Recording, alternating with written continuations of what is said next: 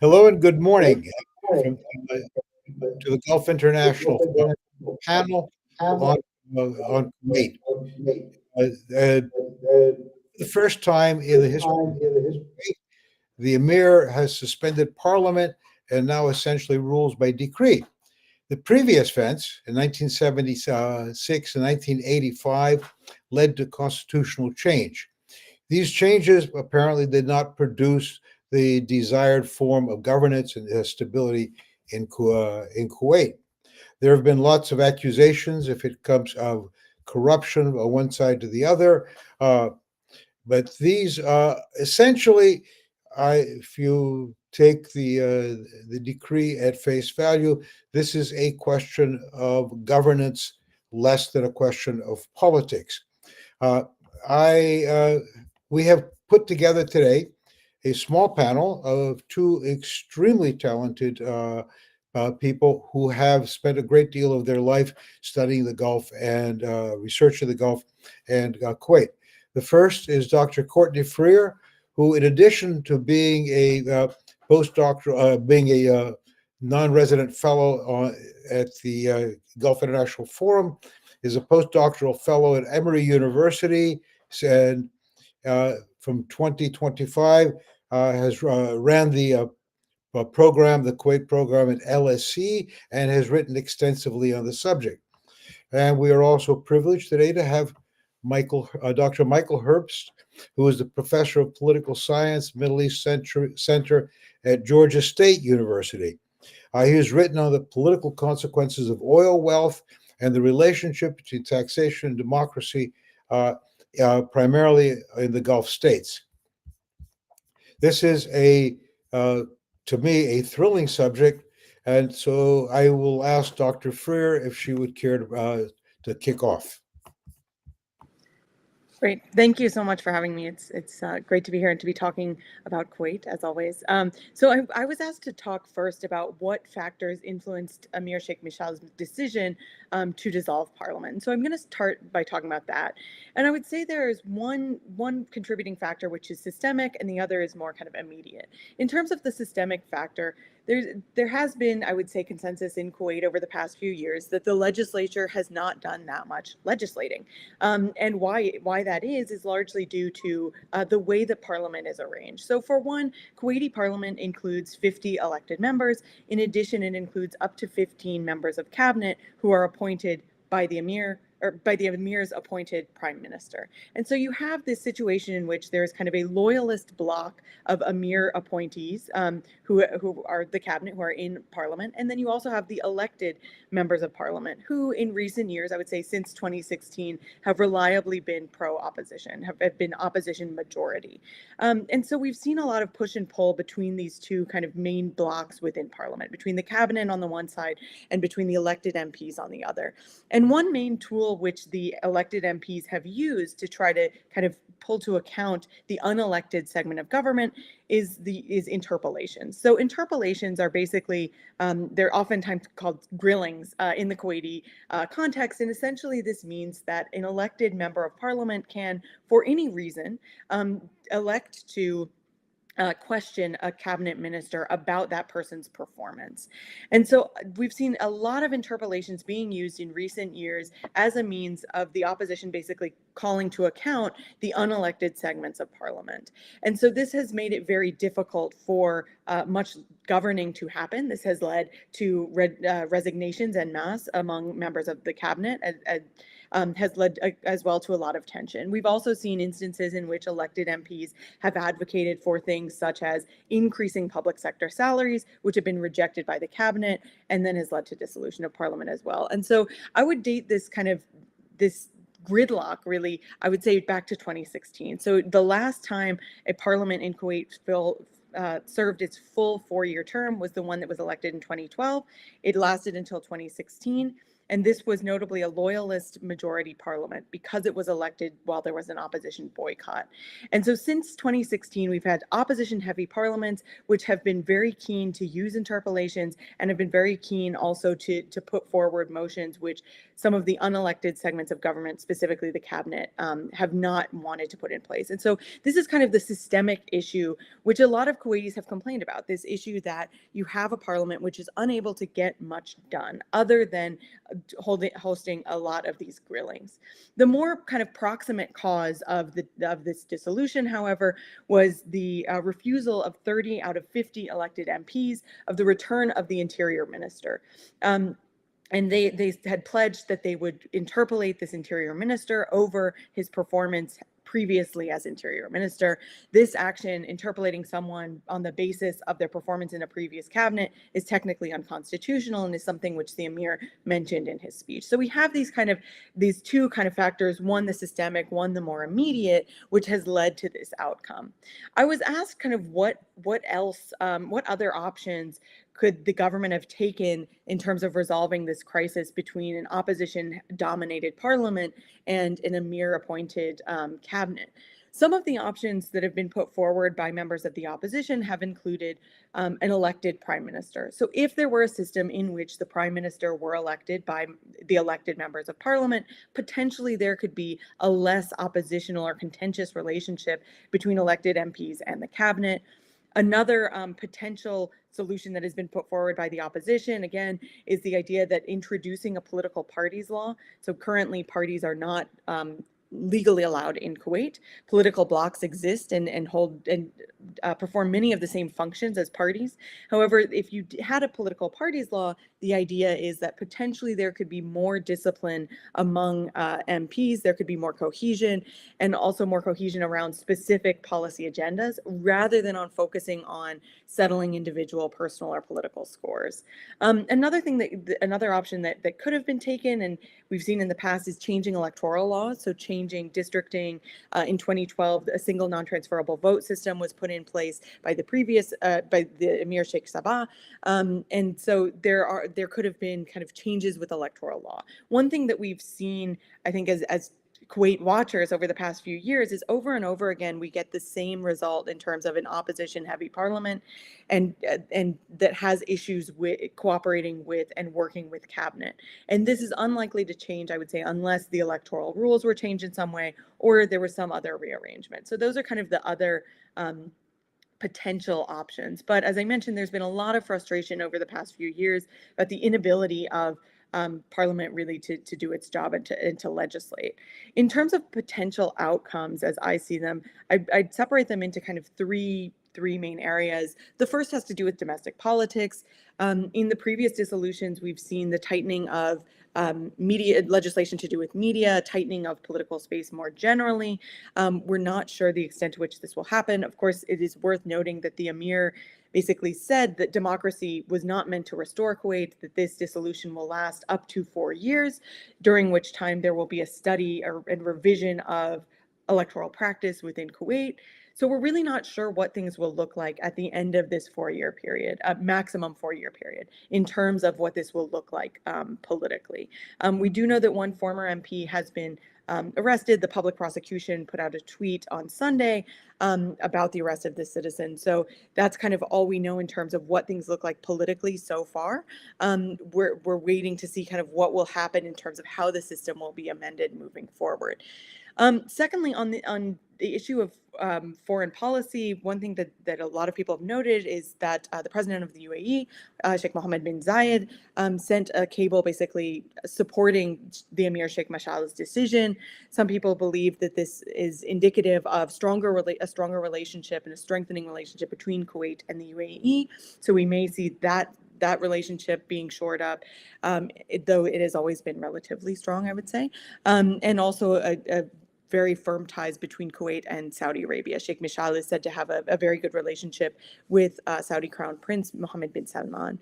And the third kind of potential outcome really has to do with economics. So the Emir referred in his speech in which he announced this dissolution, he referred to the issues of kind of not neglecting or depleting sources of national wealth, not wasting public money, fighting corruption. And he has, and many Kuwaitis have blamed the lack of economic progress on parliament. And so we may see a couple of changes economically for Kuwait. One way that we may see a shift is in terms of taking away some of the massive subsidies, some of the kind of very generous social welfare package that Kuwaiti citizens gain. MPs, elected MPs in the past have gone so far as to push for policies like a 22% annual public sector pay increase. And these are the types of policies on which cabinet and elected MPs often would butt heads. So without these elected MPs putting forward these type of populist policies, we may see a shift in terms of what the state provides for citizens. The second kind of economic effect we may see is more of an opening up to foreign direct investment. Kuwait has benefited less from foreign direct investment than some of its neighbors, doesn't really have the same kind of level of mega projects as its neighbors as well. So we may see some kind of movement towards that. And Parliament has been seen in the past, as I mentioned, as kind of a potential block against this. So for instance, in 2008, Parliament famously or infamously rejected a $17.4 billion joint venture deal with Dow Chemical Company. The reasons given for this really had to do with the global financial crisis at the time. But many people would say that Kuwait's parliament has been very protective of investment within the country to kind of protect the prerogatives of a lot of merchant elites who are members of parliament. And so we may see more economic development in Kuwait during this period of extended parliamentary dissolution. As I mentioned, though, it's still very early to know kind of how everything will shake down.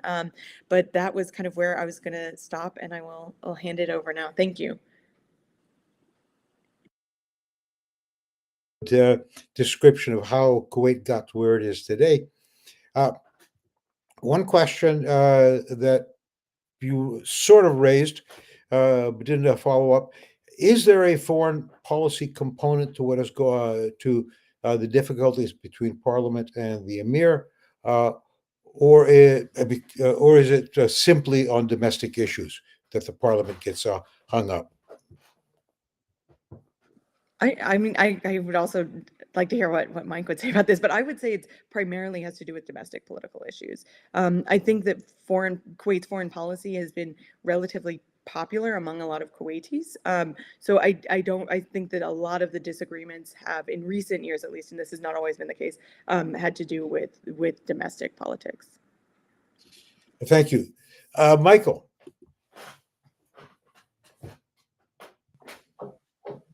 Yes. Thank you for having me. I'm glad that the Gulf International Forum is doing this. I don't think that the suspension of the National Assembly and the suspension of parts of the Kuwaiti Constitution has gotten the attention that it deserves. I think this is a major development in Kuwaiti politics and in the Gulf as a whole, and I think it should be more attention paid to it. One of the reasons I think that's happened is because there are a lot of things that happen in Kuwait, elections and changes in government and so forth. And this might be getting lost in amongst the noise about that, but this is quite different.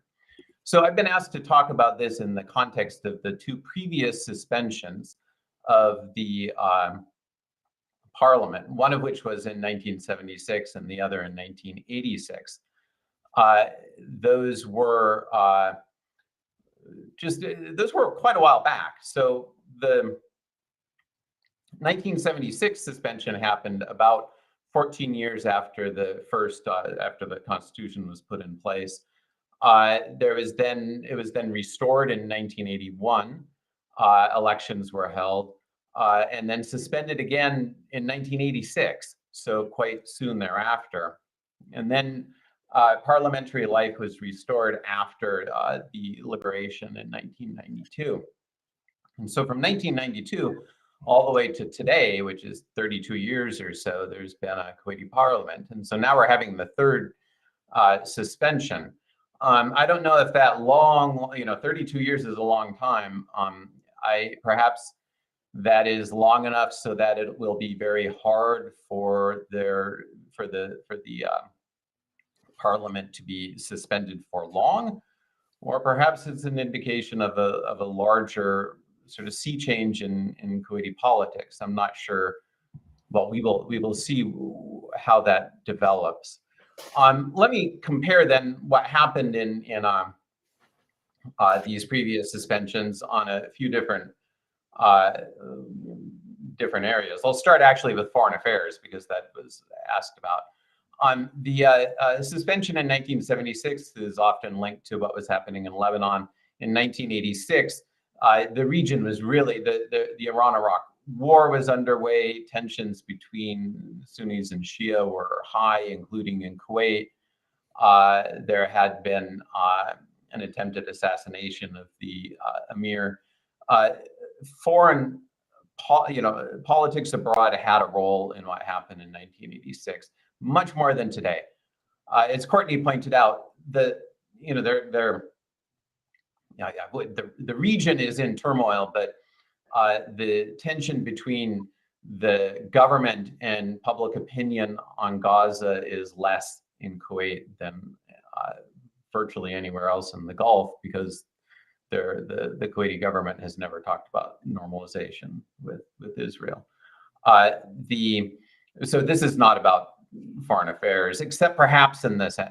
One thing that is important is that the rest of the Gulf has taken a even more authoritarian turn, and Kuwait's government performance, as has been pointed out, has not matched that of the other Gulf countries. And so the other Gulf countries, especially places like Qatar and the UAE, are serving as an example of what can happen when you don't have a parliament.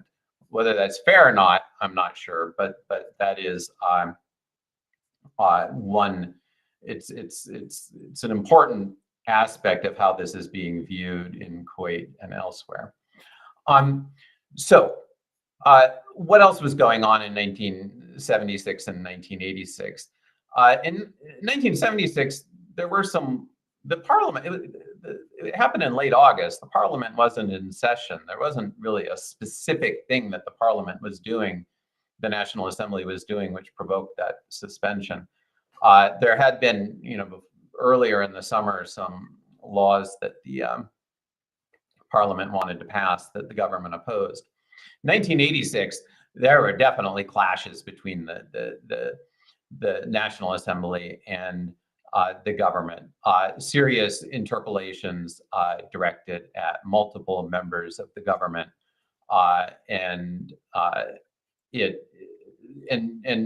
the closing then grew directly out of, certainly if you look at the timing of it, directly out of those upcoming interpellations of members of the government. And this one is even more. This one is really clearly about who controls the government. In a system like Kuwait's, where you have the Emir appoints the crown prince, who is always a member of the ruling family, but a majority of the elected members of parliament can remove any minister. There's two principles of authority: a monarchical one and an electoral one, and they don't sit very well together. And it's clear over the past few years that the assembly has demanded that the National Assembly will have a say in who is in the ministries, and that was this Emir, and the new Emir is really important here. This change, the nature of Kuwaiti politics changed when he came to power. He's not having any of that, and he is not willing to. He insists on the principle that the government will control who's in the ministries, and as Courtney pointed out, the immediate precipitating factors here were the demand about the Minister of Defense and Interior that he not return. In 1976 and 86, there were some elements of ruling family politics going on. Jabr al-Ali had been appointed to a ministry in 1975. And also there was ruling family politics in 1986 as well. There's an interaction between ruling family politics and the National Assembly, and that often is destabilizing. In the current case, the new emir needs to appoint a crown prince, and it is certainly possible that one of the things he's thinking about is that it'd be a lot easier to do that when the National Assembly isn't around, because the National Assembly wouldn't be able to exercise its veto over who he wants to choose. And you know, he hasn't said that, of course. What he said is that he doesn't like the performance of the government. There's another element of ruling family politics as well, and something that is important in terms of understanding the nature of the relationship between the National Assembly and the government. There was a really quite successful cooperation between the government and the National Assembly in the fall before the previous emir died. And this was a government led by Ahmed al-Nawaf, the son of the emir, and also in sort of working with Ahmed al-Fahd, nephew of the emir then and the current emir as well.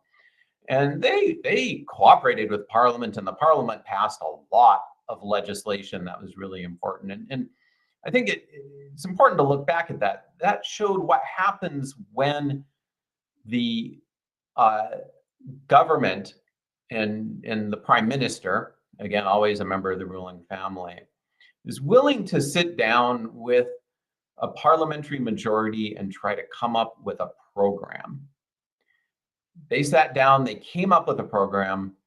They were busily passing lots and lots of legislation all the way up until the emir died and a new emir came into office. When he came into office and gave his oath of office, he, of course, sharply criticized the previous government, which of course did have its flaws. But I think the key thing, it showed what happened when the government cooperates with the National Assembly. Things can happen. With the new emir is less again, less interested in that.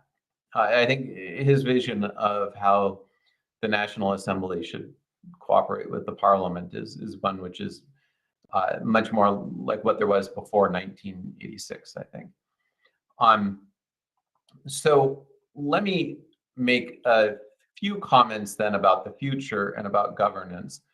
There are a lot, the Kuwaiti state is not performing well at all. I just spoke about in the fall cooperation between the National Assembly and the government. That produced legislation, which was important. It didn't fix the problems of the administrative state in Kuwait at all.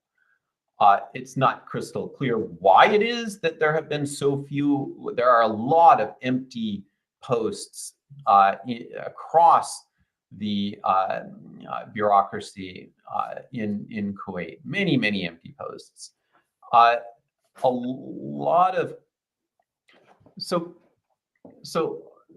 the National Assembly gets blamed for a lot. But the other thing that Kuwaitis will say, without offering details, but certainly in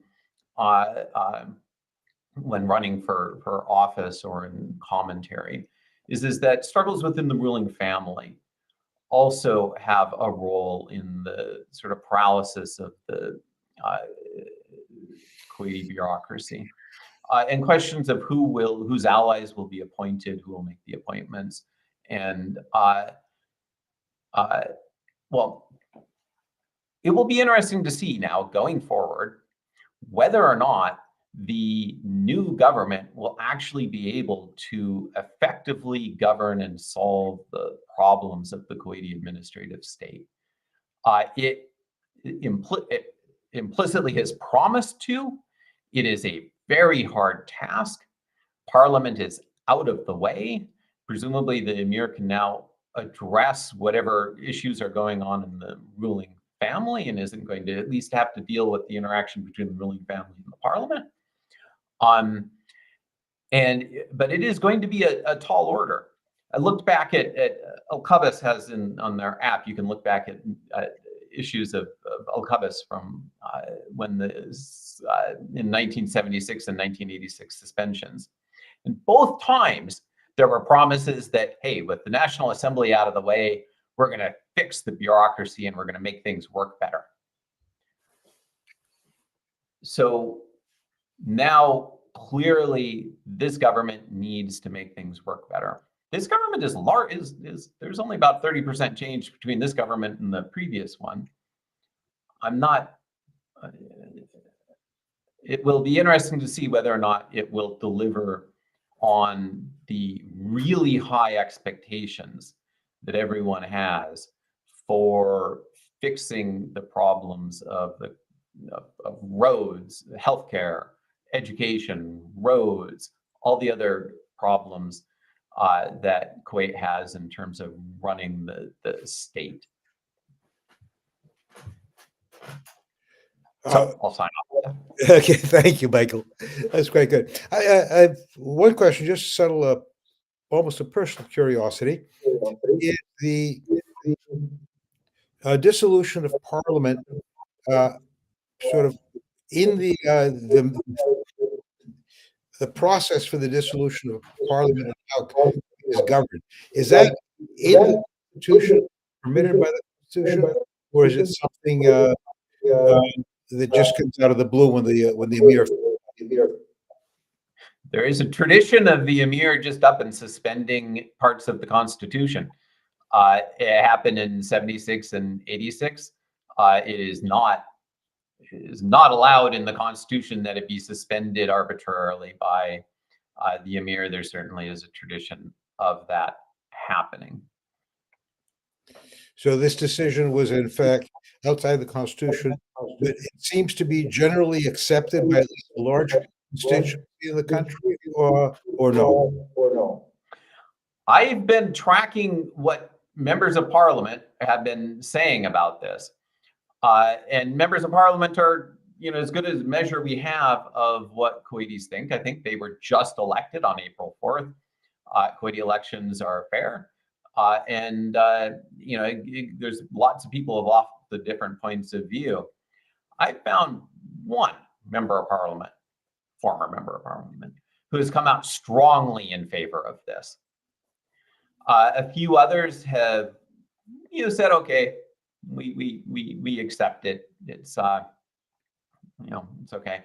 Everyone else is being quite quiet about it. Now you can interpret that being quiet about it as sort of as endorsing it, and I don't think that's what that is. The Emir came out before the elections and said everyone should vote, and you should vote for responsible deputies, by which he means ones who aren't going to demand a voice and do what Courtney was describing just before the suspension. Kuwaitis didn't. I think that there's support for this among lots of Kuwaitis. I think the quiet now is people waiting to see what will happen. For either one of you, is there a domestic see that benefits a particular domestic that is harmed by this decision? Go ahead, Courtney. Do you want me to start? I mean, I guess in terms of who benefits from this decision would be people who have been appointed to be a part of the government now, and those who are harmed are I suppose would be the people who were elected into the previous parliament. I think the opposition majority, if they're not going to be included in decision making about the future of what Kuwaiti pseudo democracy looks like, I think that's, I guess, would be kind of the short answer. What do you? I eager to hear what Mike says as well, though.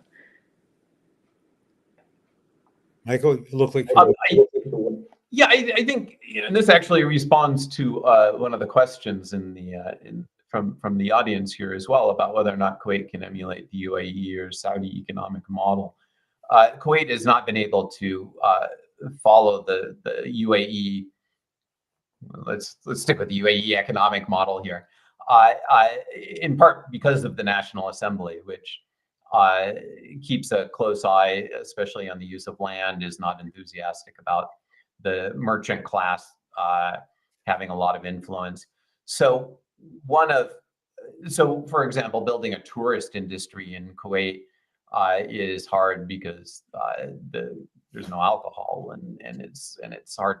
The conservatism of the Kuwaiti population is reflected in some of the policies that are adopted in terms of entertainment and so forth. On the and also in economic development projects. So maybe the merchant class will benefit because they will not be as constrained by the National Assembly, and will be able to do the sorts of developments you see elsewhere in the Gulf, and in the UAE and Qatar. I suppose the test of this will be if they are able to fill the positions in the bureaucracy. You had mentioned that in passing. How serious are the absences? Michael, try you first. I think they're serious. It is the Kuwaiti administrative state is in a bad place. They need to start appointing people to fill positions. I've talked to people at Kuwait University who talk about interims all the way up, and other places in the Kuwaiti state are like that as well.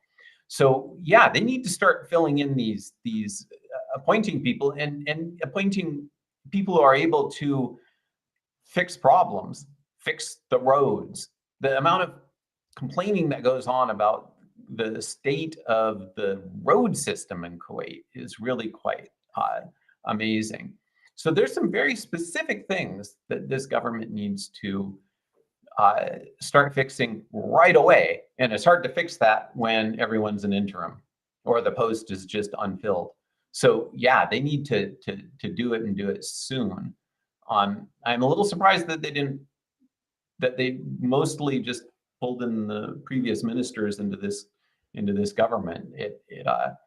One would expect to see a little bit more of a rollout of it's still early, but of a program to fix these problems, which just well thought out and has some chance of success. Okay. Another question. Not having a parliament, is there anything in the Kuwaiti structure that not having a parliament makes more difficult or easy? I mean, the easier I can tell, it's the Emir can act pretty much as he likes. But are there things that he actually cannot do absent a parliament under the constitutional structure? Well, I think those articles of the Constitution that would have constrained his power have been suspended now. So now, I mean, it not very much, I guess, constraints on executive power right now. I mean, I think it as Mike mentioned, I mean, I think there are very high expectations of this government, and so without having kind of the buy-in of elected people being involved in government, they will have to perform and fix a lot of the problems that have been mentioned.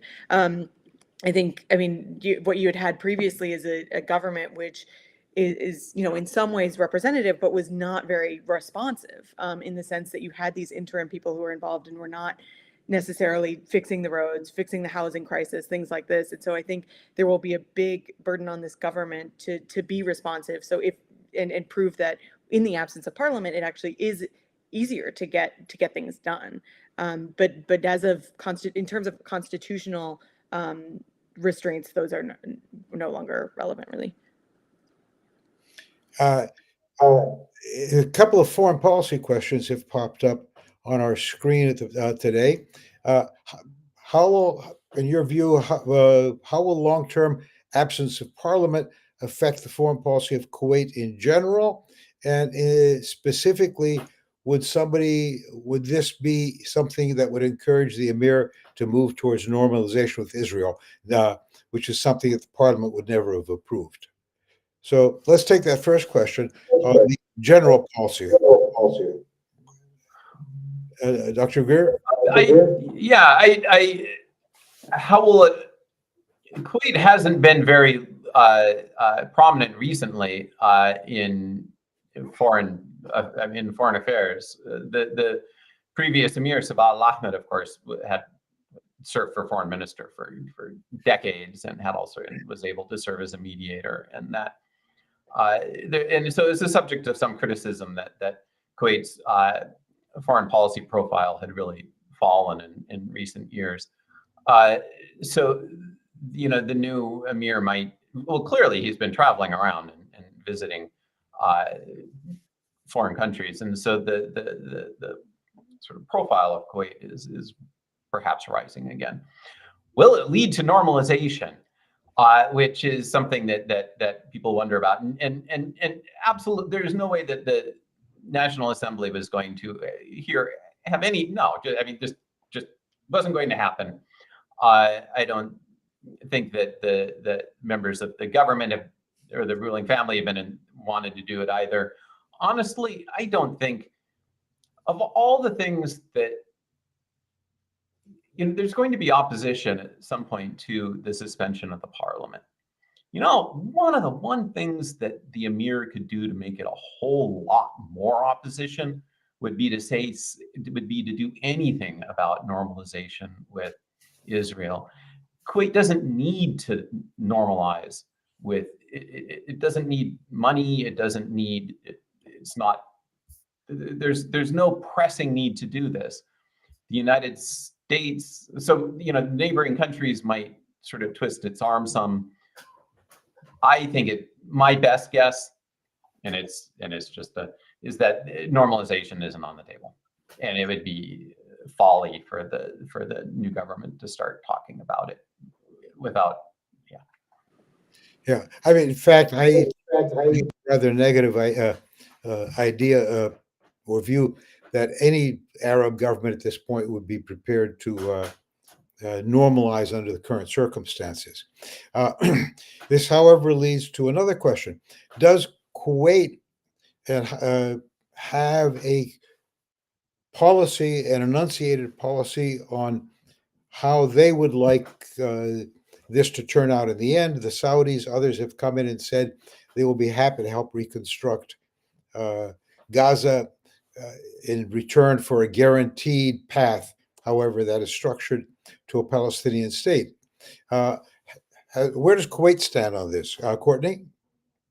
Yeah, good question. I would say, first of all, I agree with Mike on this about, I don't see foreign policy in general really shifting that much under this administration. I mean, one thing to draw out, which was mentioned, is that Sheikh Sabah had previously been foreign minister, and so was someone who really built up Kuwait's reputation for being a mediator within the region. Kind of not as high profile as, say, Qatar, but still the type of country that was kind of maintaining relations with different countries.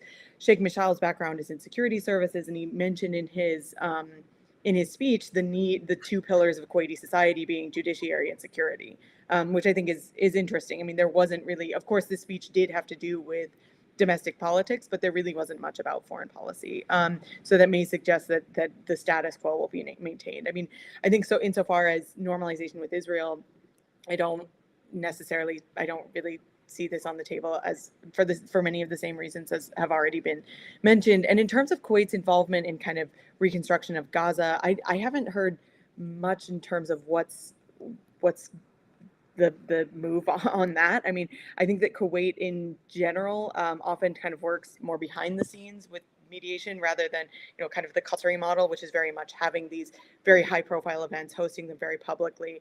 And I think that if Kuwait were involved, we would maybe only know about it kind of after the fact. but that's my sense so far. But I'm not sure, what the appetite is really to get super involved in what's in reconstruction. But I'm not sure what others think as well.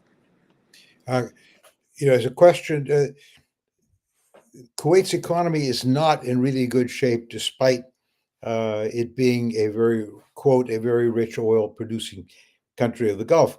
Do you think Kuwait would actually be in a position to participate in the reconstruction of Gaza on a large scale? Oh, Kuwait's economy hasn't diversified at all. That is for sure. It is entirely dependent on oil revenues, but it's not. Kuwait is still a well-off country. It is, and there are it receives lots of oil revenues. It could. I mean, the economic problems are the lack of diversification of any substantial sort. Even in, it's even, as Courtney was mentioning, like the Dow Chemicals issue, it's even difficult to develop things in the petrochemical industry or the port that was going to be developed. But Kuwait has enough money to participate in something like Gaza if it wanted to, but it's not. I don't see it leading the way on anything like that. It would follow whatever else is worked out with. I'm not sure why any of the Gulf states are going to go and rebuild Gaza after all this anyways, but that's an entirely different, that gets away from Kuwaiti politics. And I would just add one thing, that Kuwait has been very involved in providing humanitarian aid in Gaza, like from the start. So that's one way in which they have been involved, but less in kind of I know less about their involvement in terms of like macro reconstruction, but they are involved on the level of humanitarian aid, certainly. Back on the subject of the dissolution of Parliament, the first two dissolutions of Parliament were 10 years apart. This one, it's been 40 years, which is a generation and a half in the Gulf since the last dissolution. Is there, in your view, the possibility that there's a mind change? After 40 years of Parliament, flawed though it was with all its problems, has this changed the attitude, do you think, of the Kuwaiti people towards Parliament, towards parliamentary government, and towards rule by decree? So we know that, as a general rule, that countries that have a democratic past, in this case partially democratic, or in this case at least a history of elections, are more likely to resume democratic life in the future. And Kuwait has, since 1962, but also since 1992, without interruption, long history of holding elections. It is, and that is certainly bodes well for the resumption of parliamentary life at some time. What is worrisome is the fact that it is in a region where there isn't very much parliamentary life, and especially its neighbors most similar to it are, the UAE are really, really authoritarian, and they really provide a model here. So and that makes it very hard to figure out what might happen, because there is a future, and this actually responds to a couple of the questions from the audience in the chat, about whether or not it will be possible to suppress speech amongst Kuwaitis, and whether or not there will be demonstrations and a risk that liberties might disappear.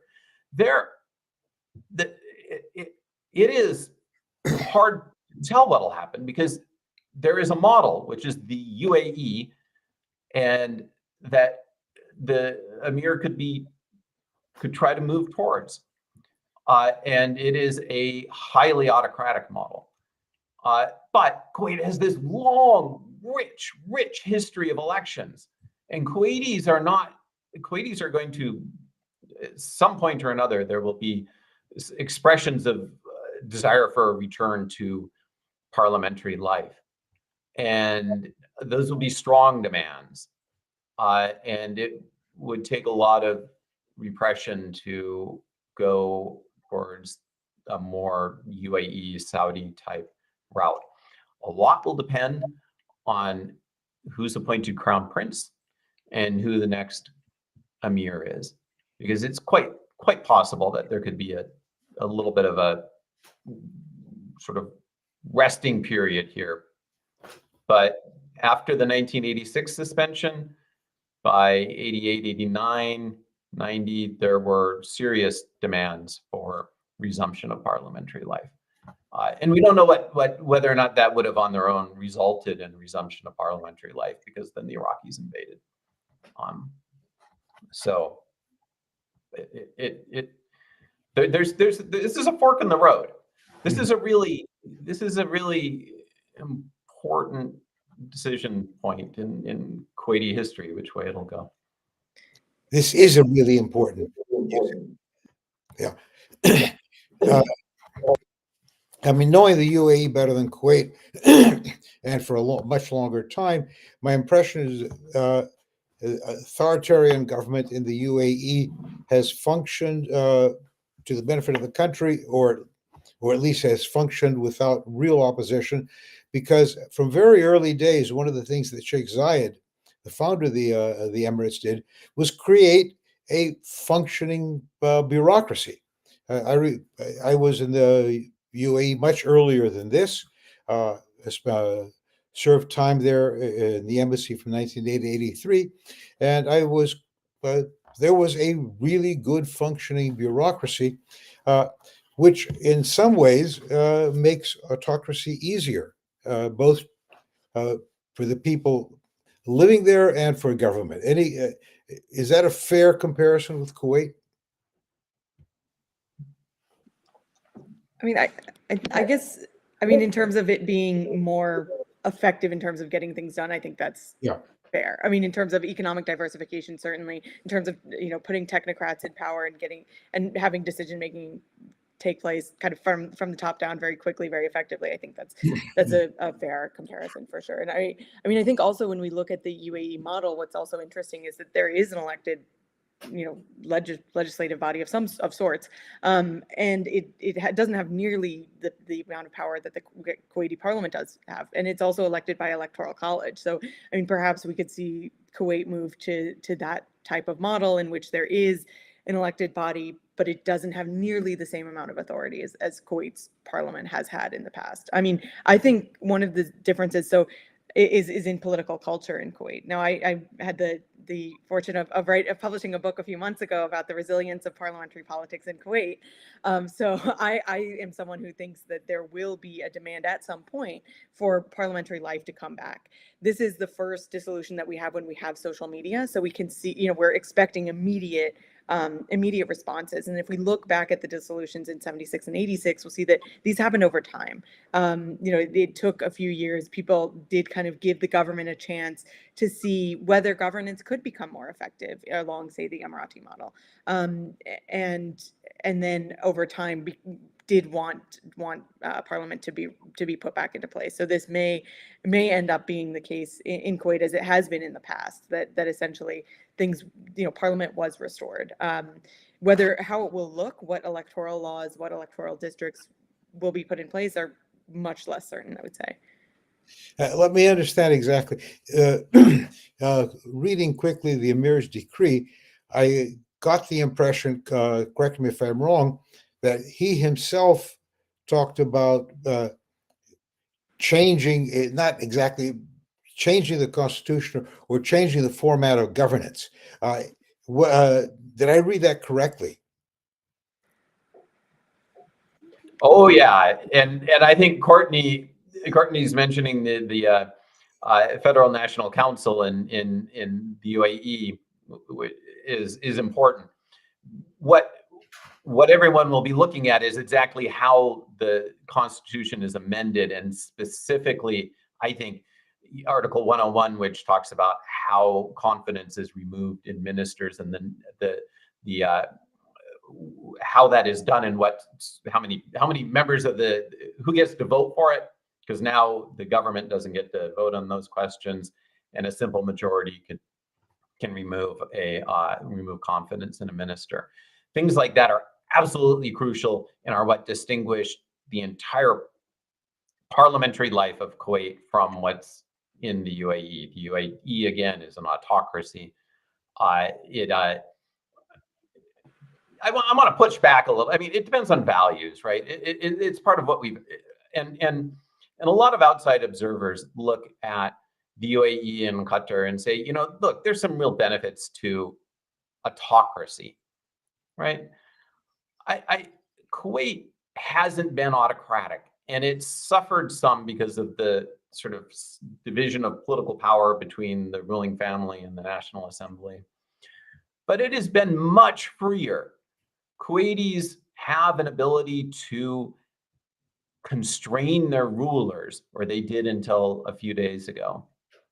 And so it's a question of what you value. I think that is extraordinarily important, and that I think it's, and I think that this is a real loss if Kuwait's constitution gets amended so as to deprive the National Assembly of any real power. That is, it's a real loss. It's a loss for Kuwait and for Kuwaiti citizens to have some say in how they're governed and who rules them. But it's also a loss for the rest of the Gulf, which, again, Kuwait doesn't provide a great example for the advantages of having elections and an elected parliament because of its administrative problems.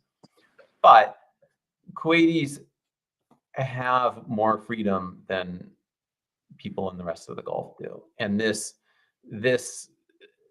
is a real loss, I think. And I think it would be, it'd be good if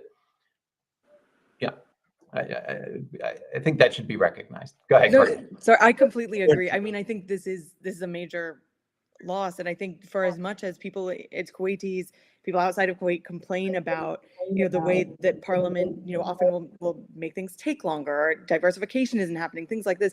I think there still is buy-in to the system, and so I think that it is a loss that it's changing, and we don't really know how it's going to change. I mean, I always point to the turnout numbers in the last election. I mean, their election after election turnout is still high. It was 62% despite being held during Ramadan, and despite being held less than a year after the past election. So this is a system which is imperfect, but it's also one which I think enjoyed legitimacy. And any system that's put in place will not be perfect, but whether it will be seen as legitimate as kind of the electoral system remains to be seen. I guess it depends on what we'll see. But I think it's a really important point to say that this is a huge shift in what we've seen in Kuwait in the past, and it's worth noting for sure. Yeah. What is it in the Kuwaiti system that would give, say, an amended constitution legitimacy in the eyes of Kuwaitis? Is there a formal process, or how was previous constitutions approved?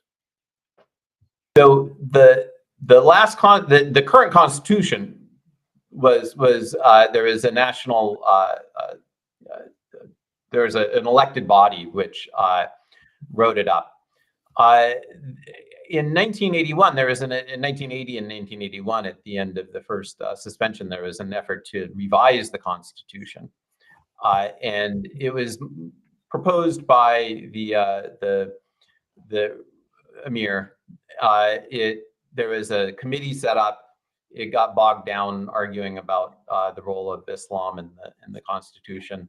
Then a set of proposed changes were sent to the National Assembly, which was, in the meantime, a new National Assembly was elected, and it declined to make any changes to the constitution. The other possibility is a referendum. The other possibility is, the promise was for 4 years. There's certainly a long history in the Gulf of making promises for elections or something like that, and then just dragging it out.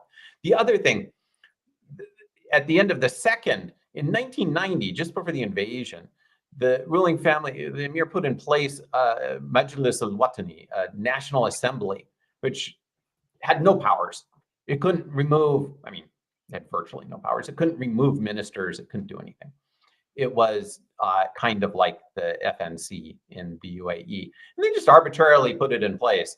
It might have met once before the invasion. And then after the invasion, of course, given the circumstances. The 62 Constitution was reinstated. Well, we're sort of approaching the end of our allotted time, unfortunately. There's a question on, will this affect expats? For either one of you, a very short answer before we go to wrapping up.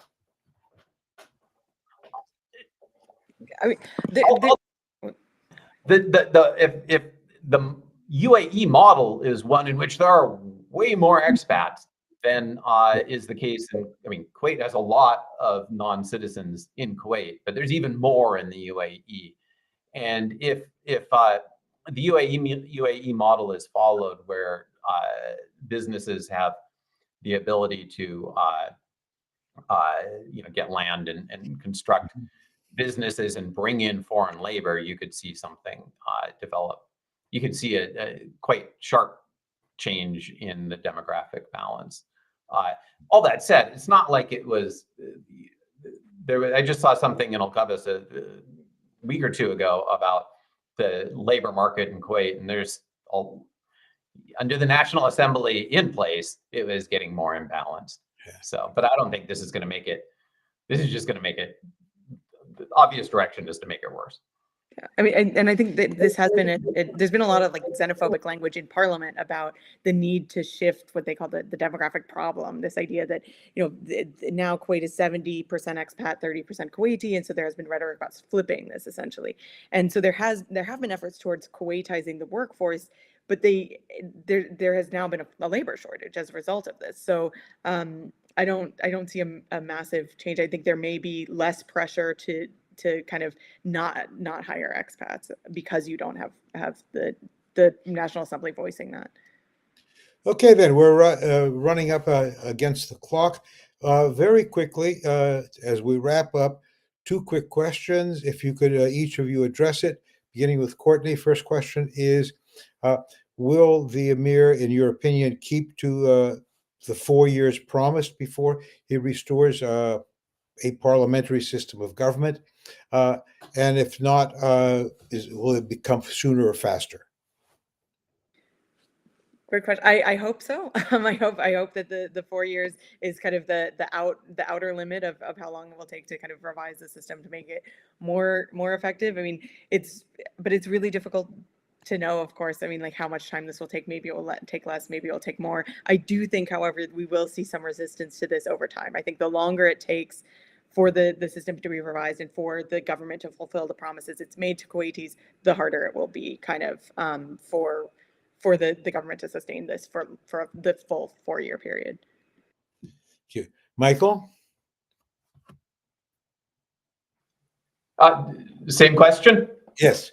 Yes, absolutely. I agree with Courtney. The 4 years sort of matches what happened in the past. It is going to be hard. There will be a lot of pressure to resume parliamentary life. The 4 years gives a sort of a deadline of sorts. The real question is going to be how hard the whoever is Emir pushes back, and whether it is going to be really hard to change Kuwaiti political culture to not have an elected National Assembly with some real power. On the other hand, we live in a world where authoritarian regimes sometimes do rule by repression. It would take a lot of repression, but it's possible that could actually on that sort of hopeful note, I would like to thank both of you for at least making me smarter on Kuwait, and hopefully aired a lot of the issues pertaining to the events in Kuwait and the future. Thank you very much. It's been great. I hope everyone in the audience who didn't get questions answered can find other ways to communicate with us on YouTube. Thank you.